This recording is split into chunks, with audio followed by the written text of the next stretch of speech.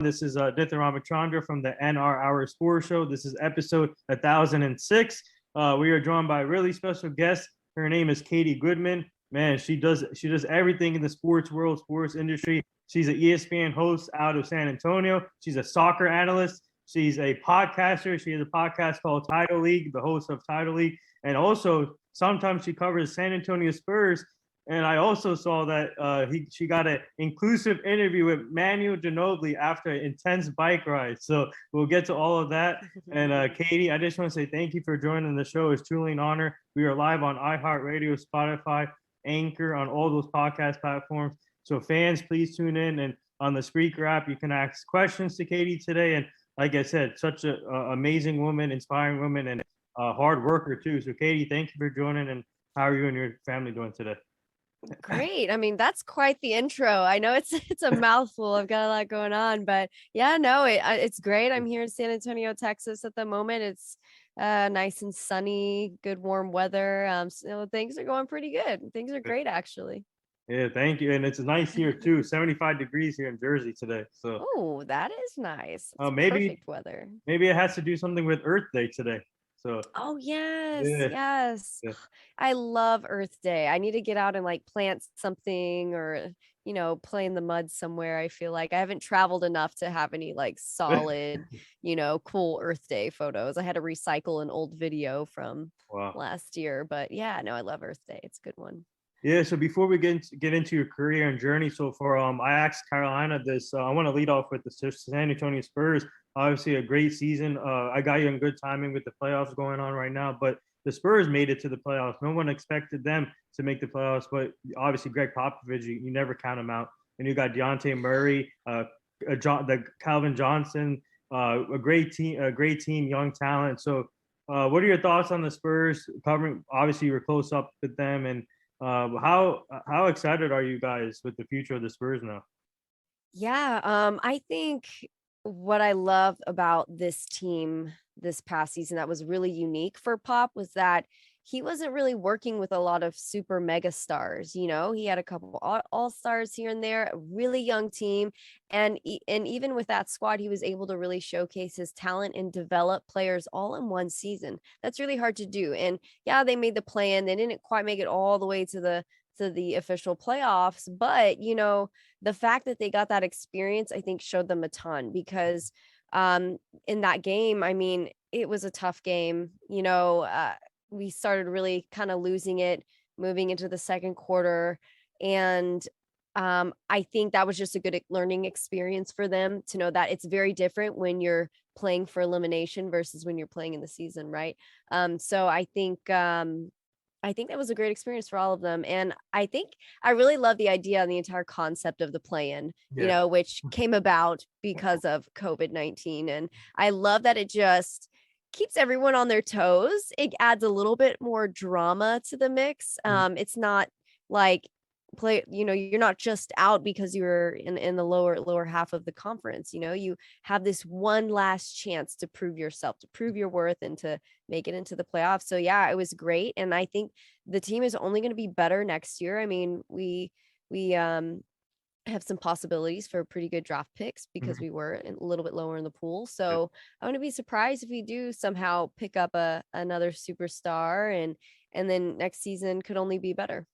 Yeah, if I was a free, if I play basketball, I would have the Spurs on my number one list of potential free agent destinations because after the season they had, um, free agents should be looking at that team playing for Greg Popovich, and obviously he has more left in the tank about for coaching. So I'm really looking forward to see the Spurs future. But I want to get into your journey and what made Katie Goodman get into sports. Obviously, sports journalism and ESPN host, everything. So, what got you interested in covering sports? And I saw that you got to work with Michelle Beadle at one point, and she's amazing. What a great lady, a woman to look up to. Yeah, yeah. Well, Michelle is incredible. Yeah. She's just an amazing talent, and sometimes you don't realize it till you're sitting right next to them and your nerves are going and everyone else's nerves are going, but she's crystal calm, just chill, and she kind of sets the tone, and there's just a lot to learn from her, and it was an invaluable experience even to be on set with her. talking about the game. So that was definitely a bucket list checked item for me there. And then also just making history, being part of the first ever female broadcast for the Wow. Spurs. That was definitely a big deal, a game changer moment for me in my career. But as far as getting into sports, man, so I've played soccer since I was 4 years old. Wow. I went on to play at Mississippi State. I played Nice. there. But I had back surgery in 2011. So I had to take a medical release. And so I stopped playing soccer for almost 10 years. I maybe played some pickup here and there, but then I decided randomly, I think a lot of it had to do with the pandemic. And, I had time because I had just lost my job at this PR firm. And I decided to start playing semi-pro soccer again, and I made the team here with the San Antonio Athenians, made it to the national semifinals. So that makes us about third in the nation for the United Women's Soccer League. And so during that time, I started as a host on the podcast for the league.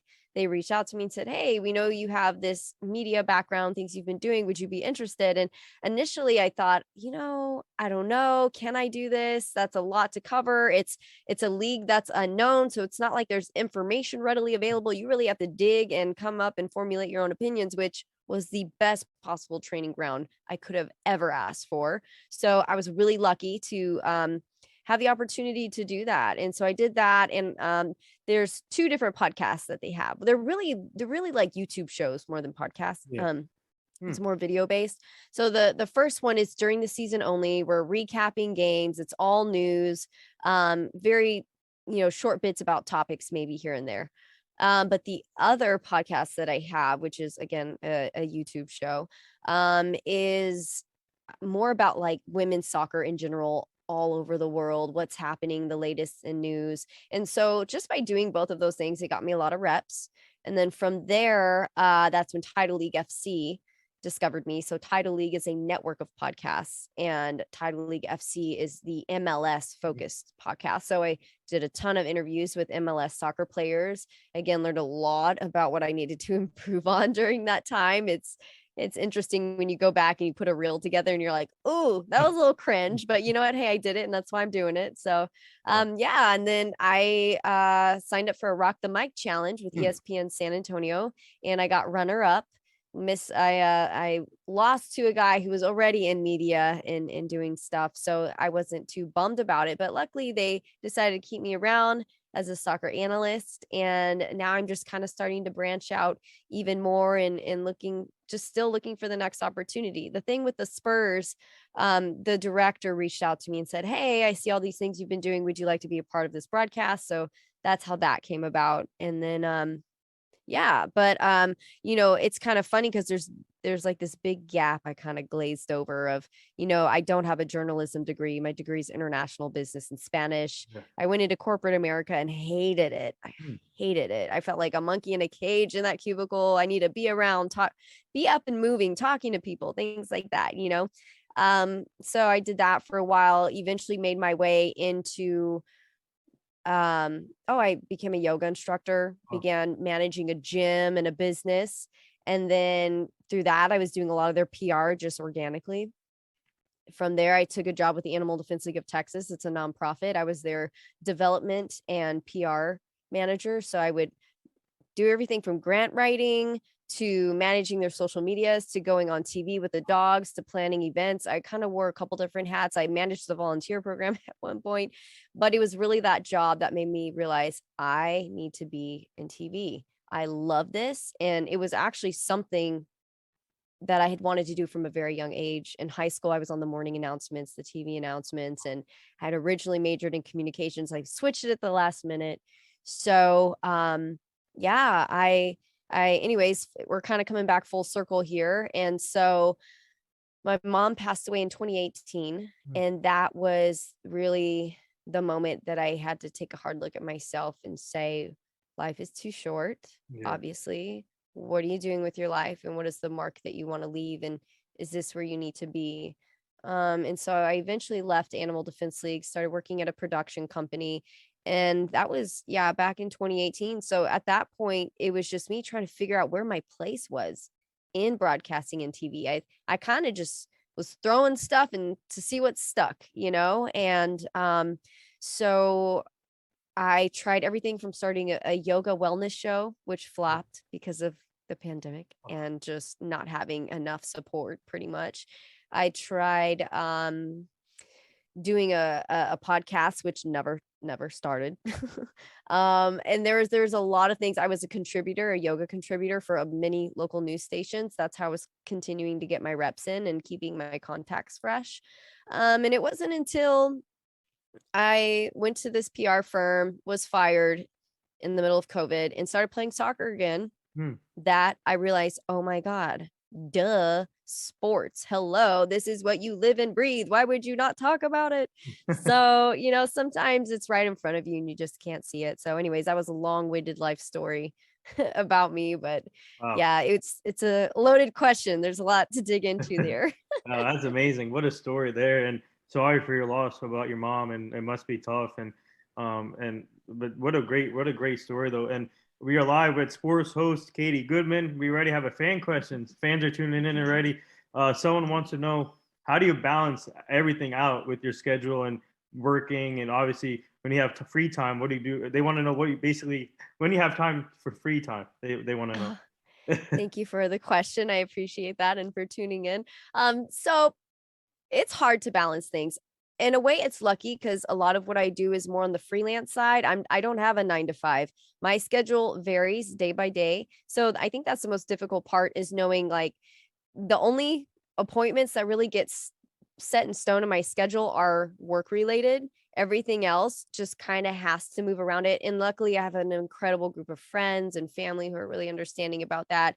I'm single. I don't have kids. That makes it a lot easier to just have all this like free time. My dog is also very understanding. She's pretty cool and chill about it. So, yeah, I'm very busy. And I am also one of those people who's a self-starter. I'm very entrepreneurial. And I think that just happens to translate and work for me in this environment. And that's why I've got a lot of things going, is because there's just a lot of things happening behind the scenes. And what's funny is that's not even all I do. I'm also a production assistant. I'm also a COVID compliance officer. Wow. So like I actually just worked on a film set for HBO for the Gerard Carmichael shoot. Yeah. And made a lot of money that way. And so a lot of it is just, what do I got to do to make money? And what do I got to do to keep my dream going? And that's kind of where I'm at right now. And this is a thing that's common for a lot of people in media that a lot of people don't realize is it's like in order to actually get paid well in media, you have to be in a pretty big market. You have to have a really solid job, really solid company.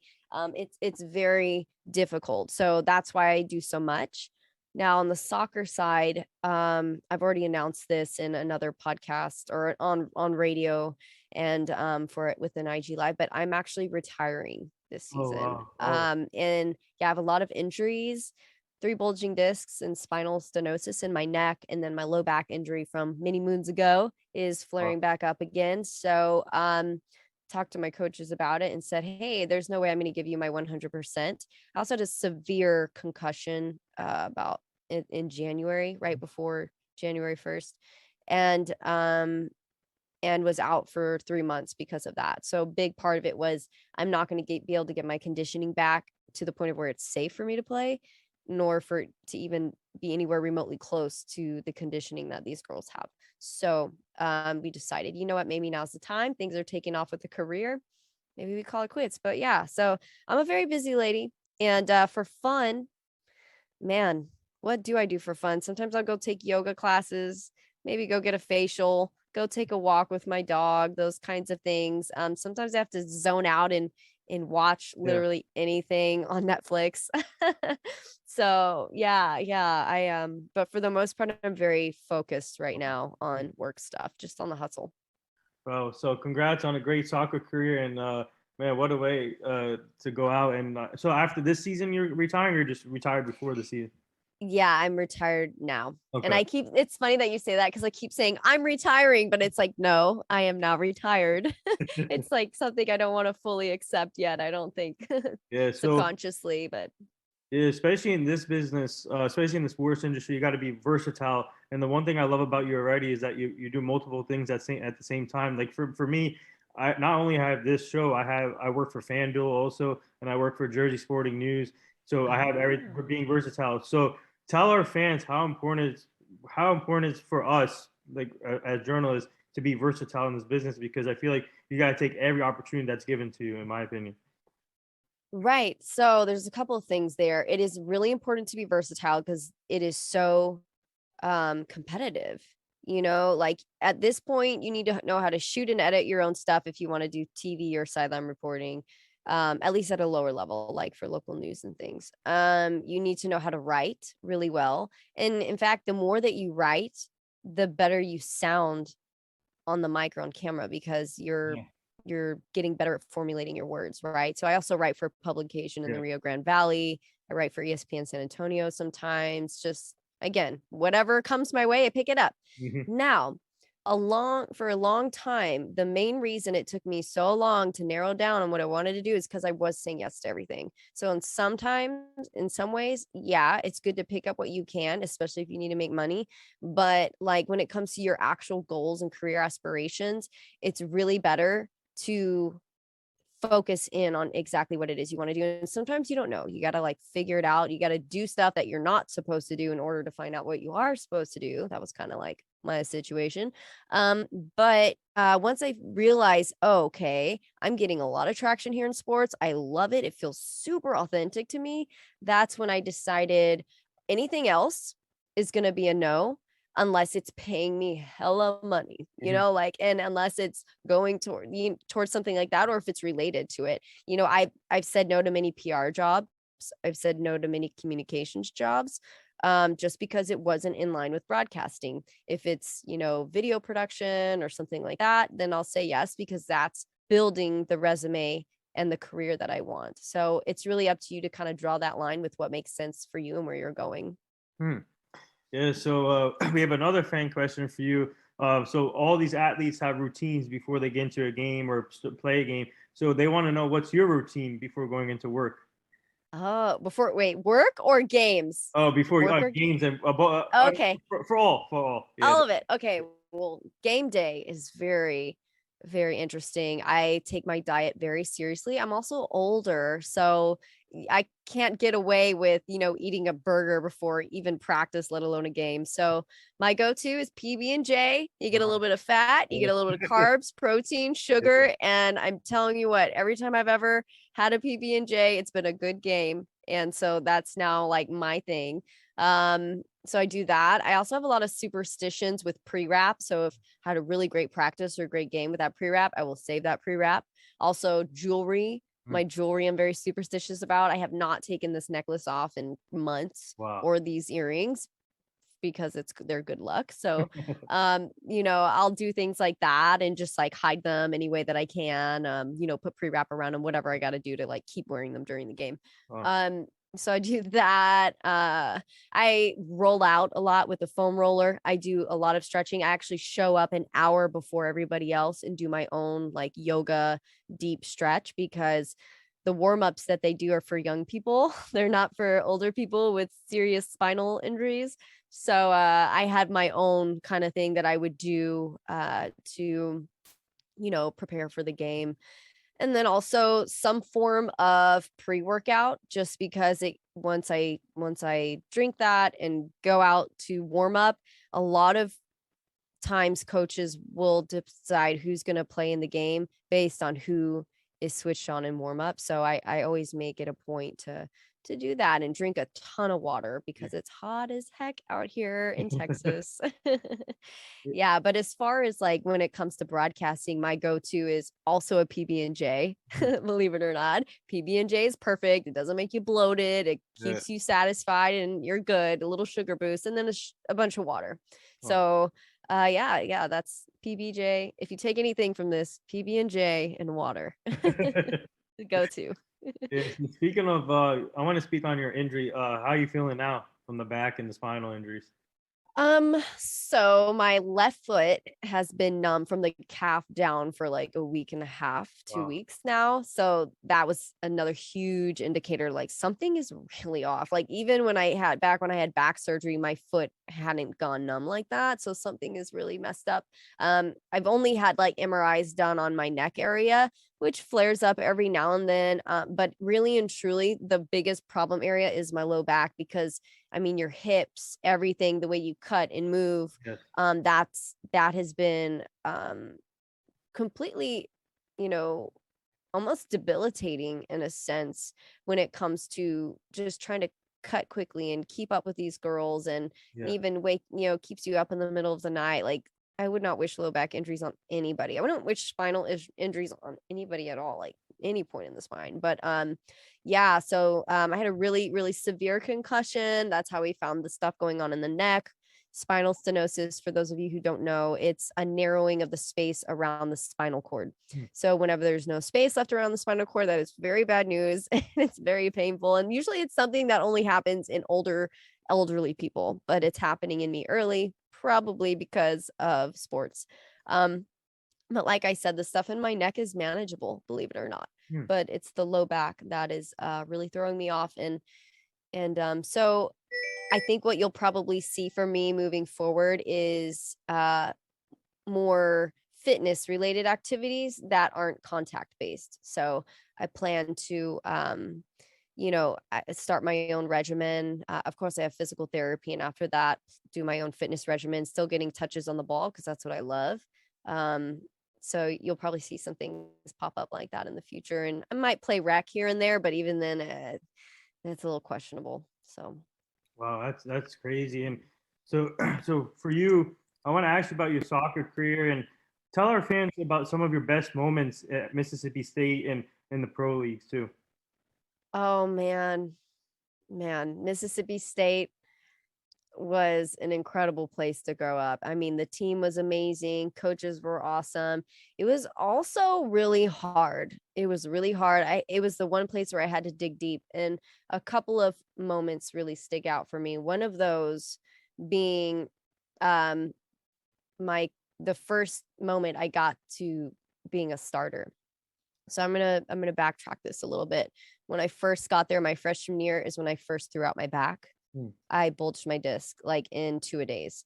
Wow. And so I had to rehabilitate. So I missed most of my sophomore season. And luckily I came back at the end of sophomore season and, in the spring season and in the beginning of junior year, but I wasn't starting initially. So I decided to show up 1 to 2 hours every day before practice and get my touches in, work on muscle memory so that whenever practice started, I was fresh, quick, moving fast, and ready to go. And it worked. And I did that for a couple of months and it worked to the point of where I became a starter. And so I'll never forget one day we were playing Alabama and he subbed out the whole back line because we were messing up pretty bad and he just threw us in there. He's like, all right, all the subs are going in throughout the whole back. We're like, okay. And that was the moment I was able to make a name for myself. I had a shot on goal that hit the crossbar. Unfortunately, never did sink anything in the net, unfortunately, for the Bulldogs. But yeah, no, so that was one that really stuck out for me. And then, also just that moment where I had to really dig deep and decide, okay, I went from being on the bench to not even on the bench because I'm injured. And how do I, one, get back on the bench? And then two, how do I play? Because if I stay where I'm at, I'm going to be off the team. So it's just kind of one of those come to Jesus moments. Like, are you going to go hard, really hard and make it happen? Or are you going to just roll over and give up? Because that's where you're at right now. So I went really hard. And that's the single moment I always come back to with literally everything in my career. If you can take that and replicate it to anything else you do and get extra reps in, show up a little earlier, whatever it is, you're going to succeed. It's actually pretty simple, but also pretty difficult. Wow. So, yeah. So I'm just curious, were you there? I'm a Cowboy fan. So were you there when Dak was there? I was, yeah. He actually dated my best friend. Oh, wow. Yeah. And so we went to a lot of parties and things. And I'll never forget the first time I met him. He was, because I was a year older than him. Yeah. And he came to this party. All the new football guys were there. I was like, hey, I'm Katie. What's your name? He goes, I'm Dak. You don't know? And I was like, no, why would I know you? Like, you've never played. Like, get over yourself. And then, of course, he ends up dating my best friend. And I'm like, oh my God, of all the people. Wow. But, he's gotten a lot better since then. He's not, I think he's made an incredible name for himself. He also lost his mom Yeah. a couple years prior to me losing mine. And so that changes people, and so nothing but good things to say about him. He's doing well, but yeah, no, I knew him for a bit there. I wouldn't say I know him now, but haven't talked to him in a really long time.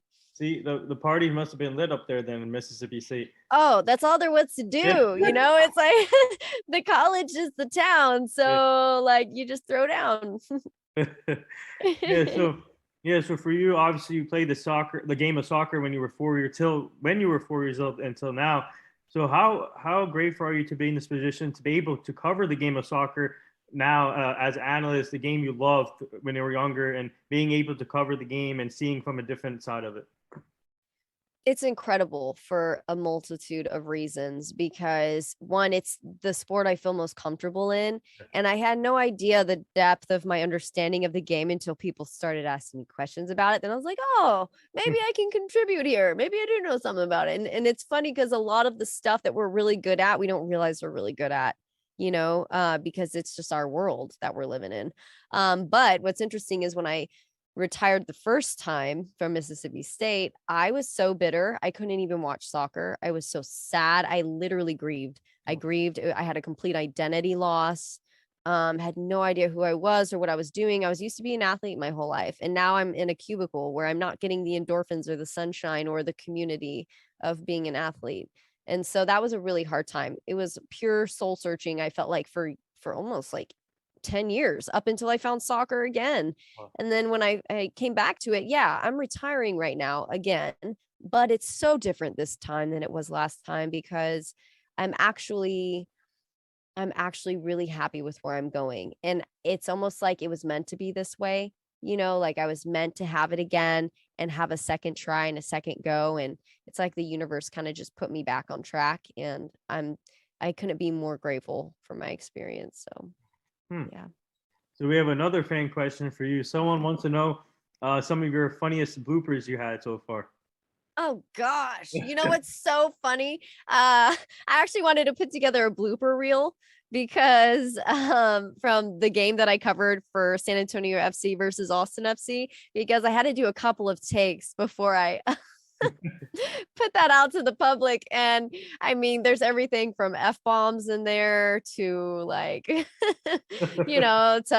cut next, do it again. Like I can't right now. And then, starting, I'm Katie Goodman. Nope. Let's do it again. Like there's a lot of those. So now with the live stuff, you just got to roll with it. You just got to keep going. But luckily, it's funny because most of the stuff that I mess up on is pre-recorded. So I think it's really mental most of the time. If you have to switch on and do it, you're fine. But if you've got a couple chances, you'll go back and perfect the hell out of it. So what would you say your most memorable interview you have done so far as a journalist and a reporter? And I saw your interview on Instagram Live recently with one of he's a great soccer player. I can't get his last name right, but Mike Lahoud.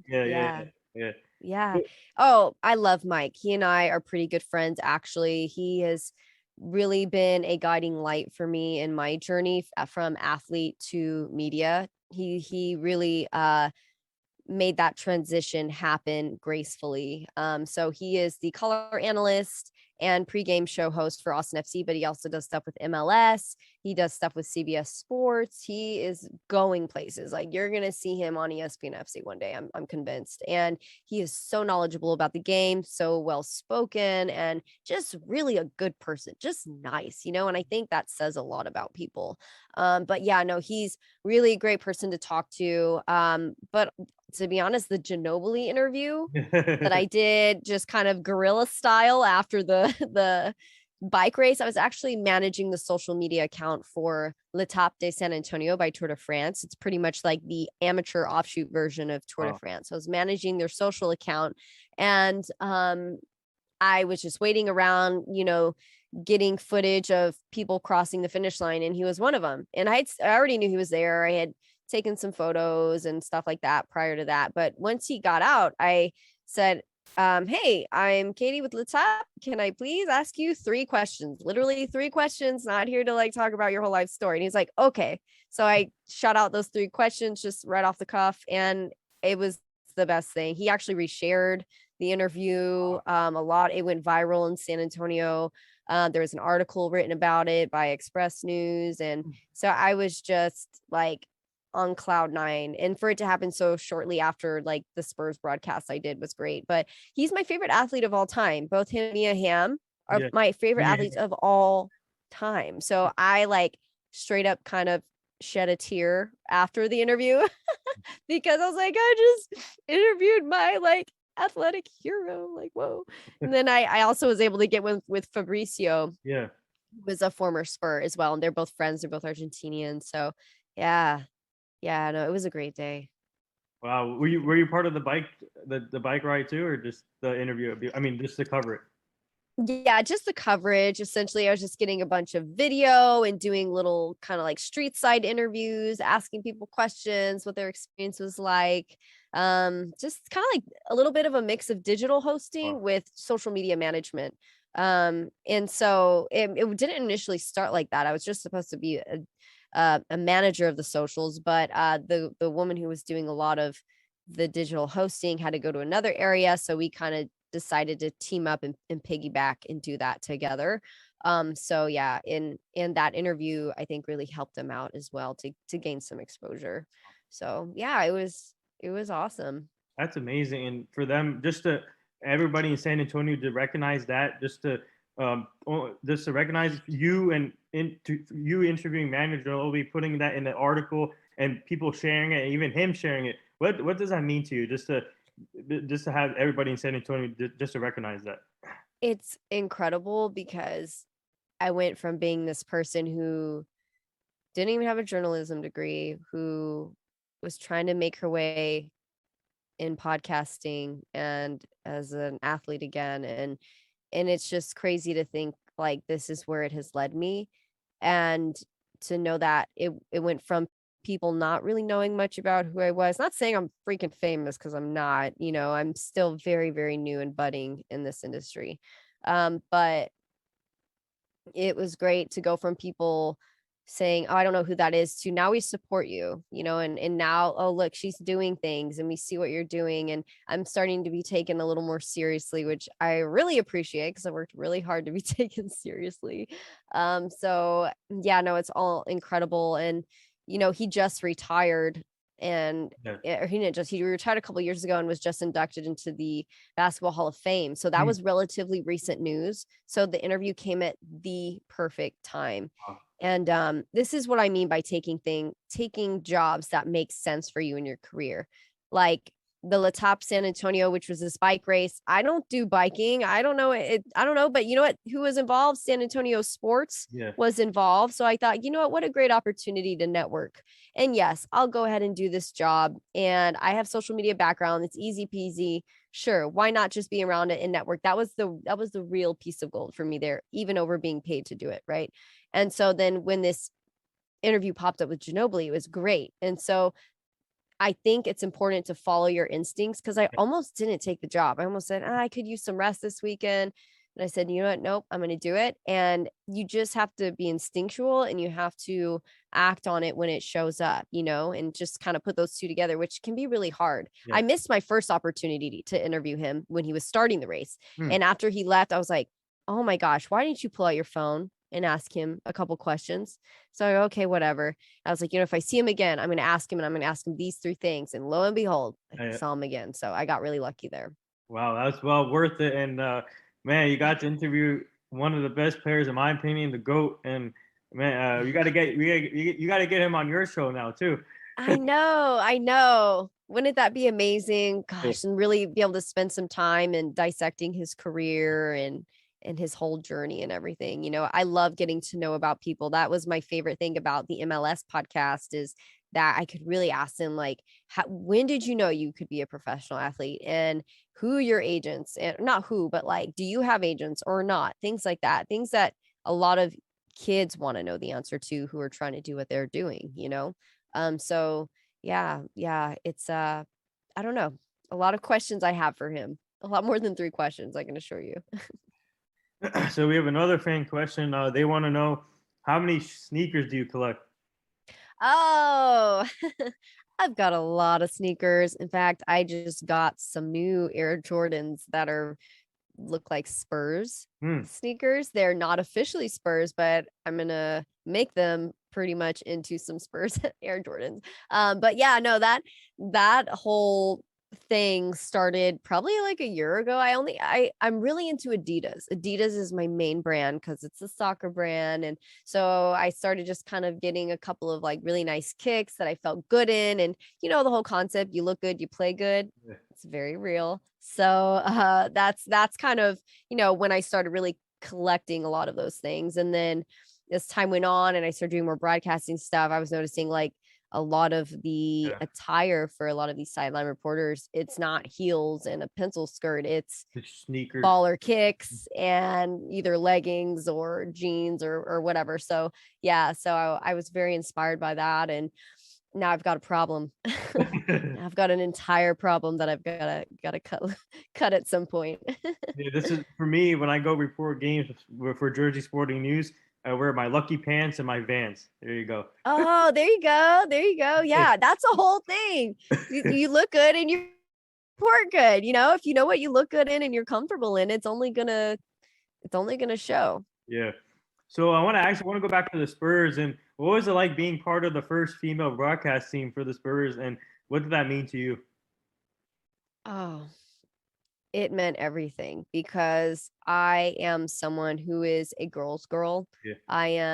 I don't know if I mean I'm a feminist, I'm not going to go stop shaving my armpits in protest or anything, but like I definitely believe in that we need more women in Yes. sports, right? Yep. So, and then the fact that it was for the San Antonio Spurs in the hometown I grew up in, and that, I was one of the few on there that grew up and was born and raised in San Antonio, in metropolitan San Antonio, so that was really cool. Also, it brought a lot of awareness of just how hard it is to make it in this industry, even in your hometown. That like most people have to leave and go elsewhere to really make their break. And I was just so grateful that that they gave me a chance to just be up there and to be myself and to be authentic and to share my story. I think it says a lot about the organization. The organization has always had a good name, like from day one, Yeah. and so it's not surprising to me that they chose some newcomers for the first ever all female broadcast versus some, seasoned veterans. But how awesome was it to have Michelle Beadle on Yes. there, Yeah. who was also from Bernie, which is a town just outside of San Antonio. So, and she had started her career for the Spurs. And so for her to be there with all of us, it was just very serendipitous. And I mean, I could go on and do something else and, one day be on ESPN or Fox Sports or work for a team. And that moment will always be burned in my memory as a highlight in my career because it was just a game changer. It took me from podcast host to broadcaster. Yeah, that's So amazing. Amazing story right there, and I love it. I love it. And speaking of women in sports, I have a team of like 12 people helping me out with this show, and 5 of them are female. So woo woo, good for you. I'm a Yes. big advocate of women in sports, and Yeah. it still needs room to grow, but I feel like we're getting there pretty soon where it's complete. So, but Yeah, we're starting to see way more women on the yeah, screen, which is important for just representation in general. And for all the little girls out there who want to be on the screen one day, they have to see themselves in those positions or they're not even going to consider it. I mean, I think about how long it took for me to consider sports. And, I think that says something about the environment that I grew up in and who I saw on TV mhm. and versus who I didn't see on TV. Right. So I just think it's incredible that more women are popping up and making a name for themselves. It's Yeah, great. yep. And I want to ask you about Becky Hammond, and obviously assistant coach with the Spurs, but now the head coach for the Vegas Aces. And I was really hoping that she got an opportunity in the NBA, but she will eventually at some point down the line. But what was it like seeing Becky Hammond learning from Greg Popovich on the sideline and getting her feet wet in the NBA, and now finally being a head coach in the WNBA? Well, it's incredible because what a lot of people don't realize is that Greg Popovich has had a hand in the development of so many coaches and administrative people that are currently in the NBA at other teams. Yeah. And so with Becky Hammond, this is one of his first times to have a hand on somebody who's now in the WNBA. Like, how many WNBA coaches can say that they not only, have experience in the NBA, but from the best coach in the NBA, the most winning coach in the NBA, Greg Popovich. So that's a huge deal. And because of that, I think her ceiling is limitless. Now, I'm really sad that she wasn't able to go right into a head coach position in the NBA. That makes me sad. And I think a lot of people were saying at the end of this season, did Becky leave too soon? Is Pop going to keep coaching? And quite frankly, Pop is not going to end on a bad note. He's not going to end his entire career without making some sort of splash, right? So I think she made the right move. She needed that. She needs that head coach experience. You don't just randomly slide into a role like that without having all your reps and experience and knowing what it's like when you're the only sole decision maker on the court, right? So I think you'll definitely see her back in the NBA at some point, hopefully. But yeah, no, when you talk about being starstruck with athletes or anybody, nah. For me, it's Becky Hammond. Becky Hammond, I'm like, whoa. I like kind of froze. She came up to us during in between broadcasts. And so she came up and said, "Hey, what's up?" And oh my gosh, she was just so cool. And I recognized her from probably 10 feet away. And I thought, I know this face. And so then she comes over and she gives us a hug. And I was just like starstruck, couldn't say anything. And so yeah, no, she's really cool. And again, paving the way for so many women in sports. And I highly commend that. And I really look up to that. Yeah, she's gonna kick ass for with the Vegas Aces. I can't wait to see how she does as a head coach, and I'm hoping she gets an NBA opportunity pretty soon. And how cool would it be if it comes full circle when Greg Popovich finally decides to retire? If How cool would it be if the Spurs reach out to Becky Hammond to come back? That'd be amazing. That would be amazing. Oh man, let's plant that seed right now, shall we? I love that concept. Hot take. Yeah, hot take. Hot take. Love it. Please, I'm all here for it. Yeah, sure. We have another fan question for you. They want to know, what's your hype music? My hype music. Ooh, I listen to a lot of Cardi B before games.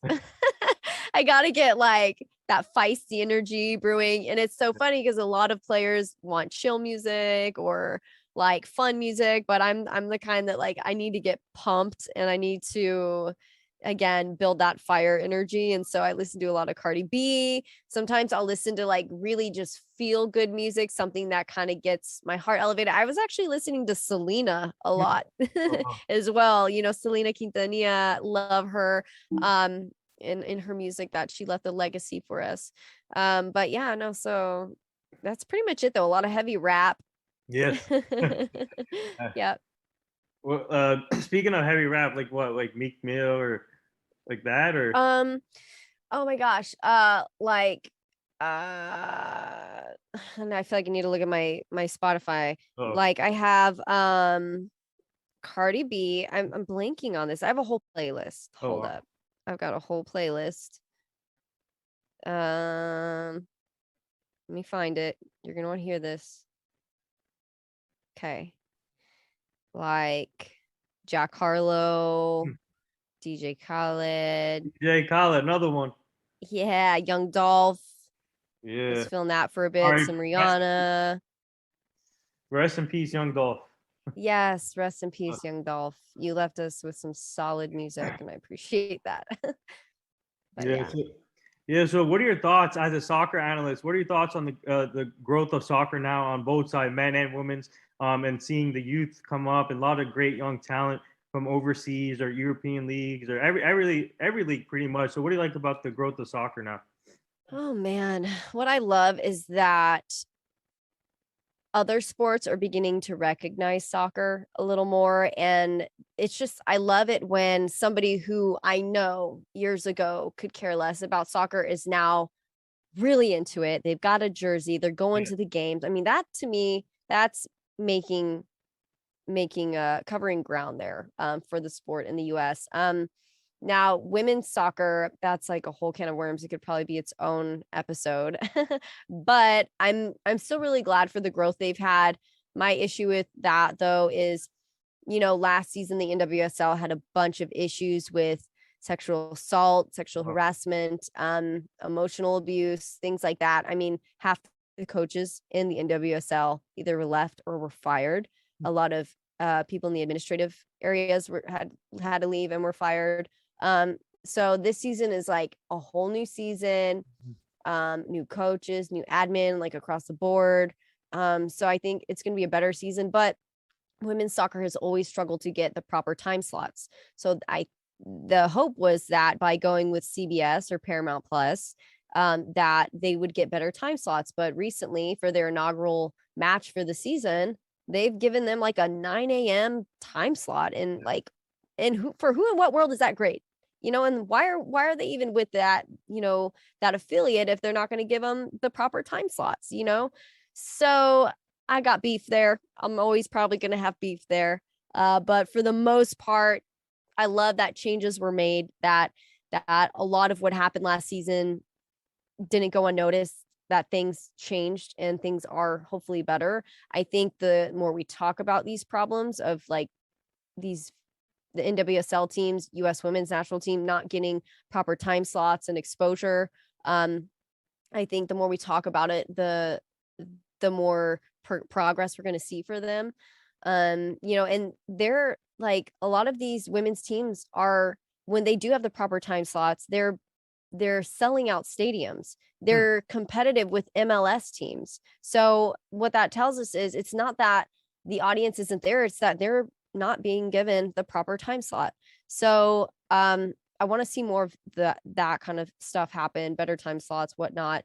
But yeah, no, US soccer in general has been great. We now have more players on the US men's national team who have played for European leagues than ever before. I mean, 2024, like a lot of players have had European influence. We have guys from Chelsea and all Bundesliga, all of that stuff. So the more players we have coming from the European leagues playing for US men, the better, because we're gonna have a better chance at the World Cup. But yeah, no, it's like I said, this could be an entirely, that question alone is a perfect topic for another podcast.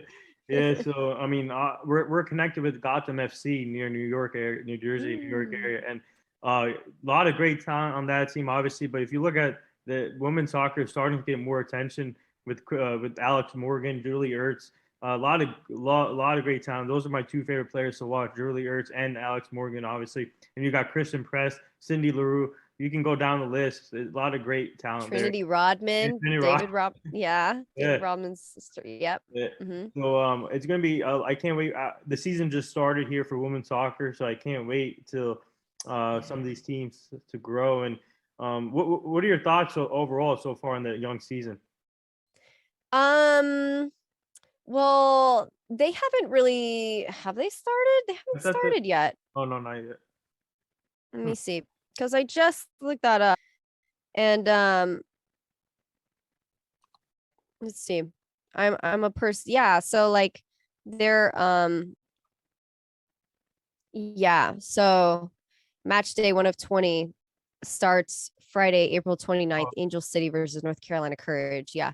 So a lot of their season has been postponed quite a bit because of so many things. There was a contract in place with US Soccer where it said that pretty much teams had to pour a lot more money into their programs.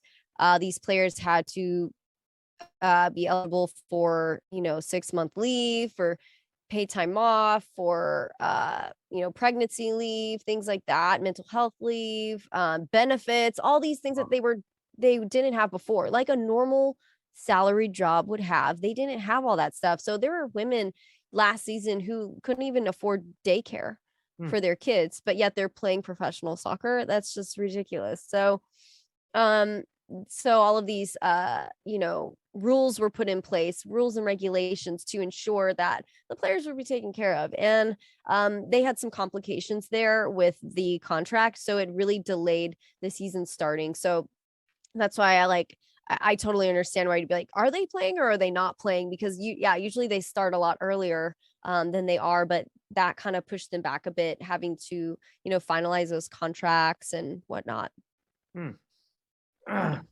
Yeah, so we have another fan question. They want to know what's it like. What's the fan base like with the Spurs and Senate? Obviously, they have a great fan base, but they want to know what's the fan base like, and they want to know about Dejounte Murray too.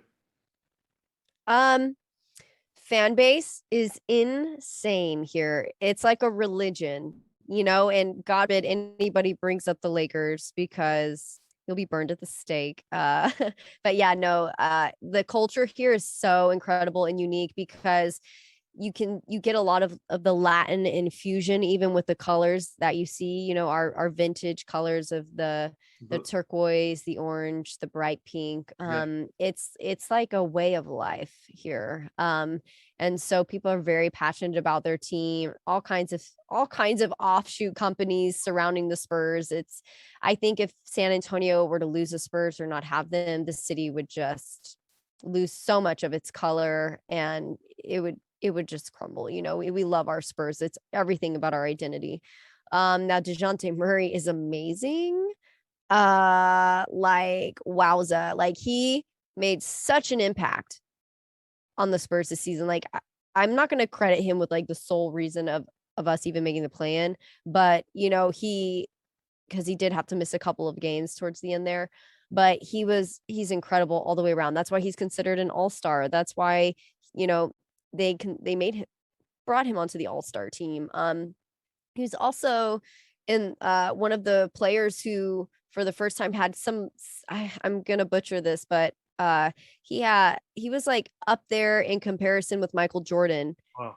Considering his stats, like in all of the saves and rebounds. He was like the only player in the NBA to have that many like rebounds or something. I'm gonna, again, like I said, I'm butchering this, but no, Dejounte's amazing. He's been a huge life force for San Antonio. He's definitely gonna have to stick around. I don't, we would be crazy to trade him. And again, he's one of those players that Pop developed, and I think that says so much. Like, he wasn't pulling these numbers seasons prior to this, and he is one of the now veterans, so to speak, of the team.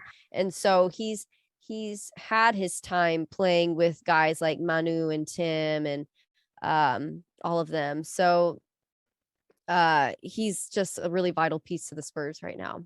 Yeah. On a scale of 1 to 10, how much do you guys miss Patty Mills right now? Oh my gosh, everybody loved Patty Mills, and he was one of the few players that left us that we're like, okay, we understand, but we still love you.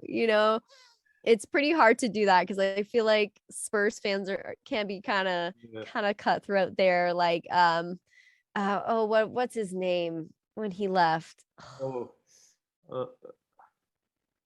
I don't remember his name.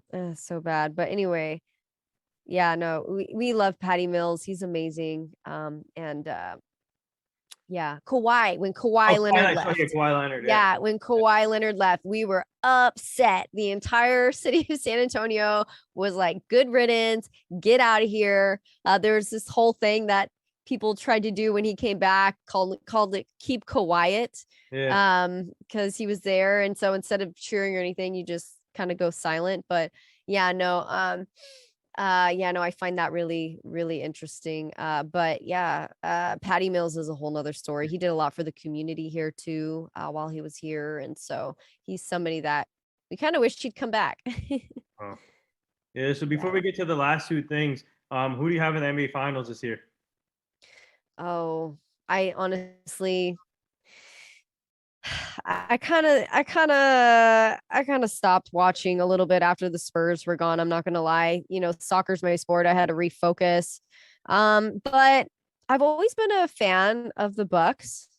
I Hmm. really have. I also like the Suns. So Um, but to say like who I think will make it, I don't even want that call. I don't feel confident even making that call of who I think is going to end up in the finals.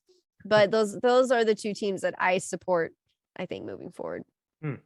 So the last two things here, our team is part of this foundation. It's called the Hugh Jackson Foundation. We're trying to help prevent human trafficking, making sure the community stays safe, the kids stay safe, and it's so horrible out there what we're seeing with human trafficking, and it needs to stop. So we're gonna send you the foundation so you can go check it out. Yes, I would absolutely love to hear about that, and I'll share it on all my platforms. I'm definitely a full-on supporter of Hmm. stuff like that. It's got to stop. They've had some issues in San Antonio Wow. recently, actually, and it's just completely heartbreaking when somebody disappears and they're gone forever. So, Hmm. yeah, thanks. Oh, yeah, anytime. And the last thing here, would you like to say anything to all the nurses, doctors, and all the essential workers right now? Oh yeah. Actually, my family is full of nurses. My Oh, mom was a nurse. My sister's a nurse practitioner. My brother's a nurse and my brother-in-law's a nurse. So I have a huge respect for you guys. And everything that you did during the pandemic. I saw it firsthand, the struggle um on so many levels. And it's just the way hospitals would be overrun and overwhelmed, and the hours that these people were expected to work. I also have a really good friend who's a respiratory therapist during that time. And it's not an easy job at all. It's fulfilling from what I hear, but it's not easy. And so my thanks always goes out to them, and just, the frontline workers as well, everybody who was involved during that time, and how they're kind of helping us to just help keep us on the straight and narrow right now. Rates are going down, but it's because we have really awesome workers in the healthcare field, you know, making things happen. all right, you're gonna like this. Someone just commented underneath on Instagram when I made the post for you about yesterday. I don't know if you know him. Cameron Cox said you're killing it. Oh, Cameron Cox, what up, man? Thank you. Yeah, Cameron's in Arizona at the moment, I believe, and he used to be a newscaster in San Antonio at WOAI. So, he and I chit chat here and there about just goals and things. And so, yeah, cool cat. Thanks, Cameron. Yeah. So, before we close it out, would you like to plug anything where our fans can find you? Yeah, so pretty much most of my information is on Instagram. You can find me. I'm Katie Goodman. That is IMKATIEGOODMAN. There, Twitter. Those are kind of my spaces I live in the most. And within my Instagram, you'll find a bunch of links there in the link tree to different articles, different podcasts I've done.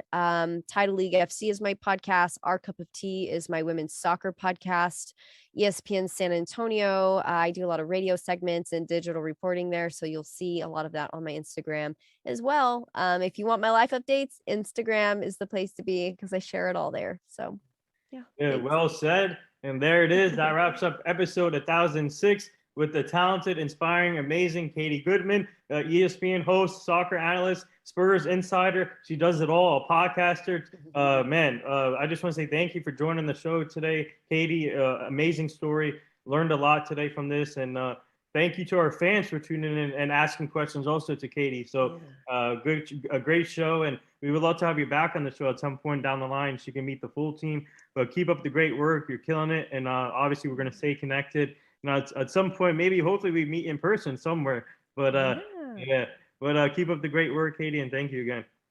Thank you. You made it fun. Great questions. Great interview. So good job on your part too. But yeah, just keep me updated and everybody stay tuned. Yeah, thank you.